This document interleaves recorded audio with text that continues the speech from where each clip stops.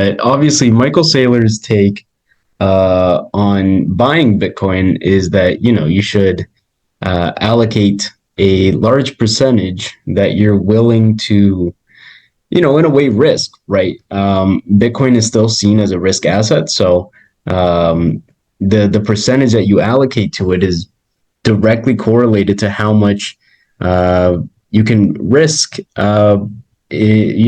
The fluctuations. The individual Bitcoin strategy. Moving down from the left to the right, you can see that a normie or someone that does not understand Bitcoin yet has a 0% allocation to Bitcoin. Okay. Then there's someone that understands Bitcoin to a certain degree, and they are okay with putting 10% of their portfolio into Bitcoin. And now they're taking all of their excess earnings and they're converting 10% of that.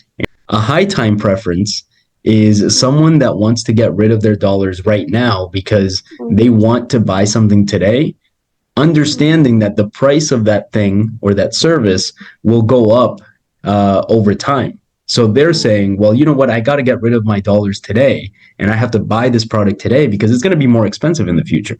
It was 100%, and it's invested in stocks, bonds, mutual funds, and ETFs. You would take 10%, if you're learning about Bitcoin and its advantages and you're converting it to Bitcoin. And, it always boggles our minds, being into Bitcoin. We understand and we feel this, and we studied, the history, the price, whatever it might be. We understand the underlying fundamentals or the value proposition that Bitcoin has. It's crazy to us that people don't look at Bitcoin the same way that we do.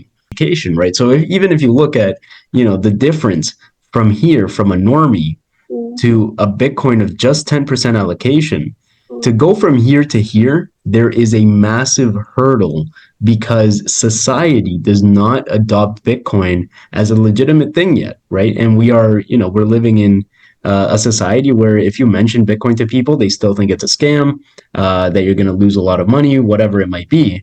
So it takes a lot to break through not only an educational barrier, but a societal barrier where you have to deal with everyone calling you crazy to move from normie to Bitcoin 10%.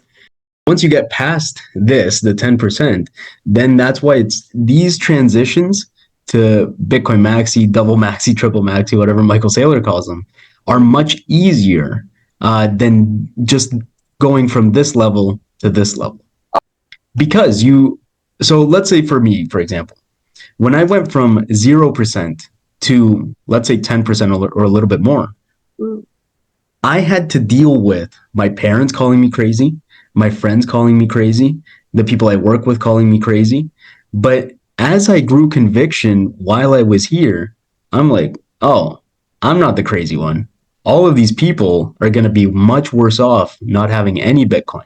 And then the transition to Bitcoin Maxi was super easy for me. Then double Maxi was extremely easy for me. Everything makes sense after this point. But once you break through that point is the only way that you can get to the rest of these levels.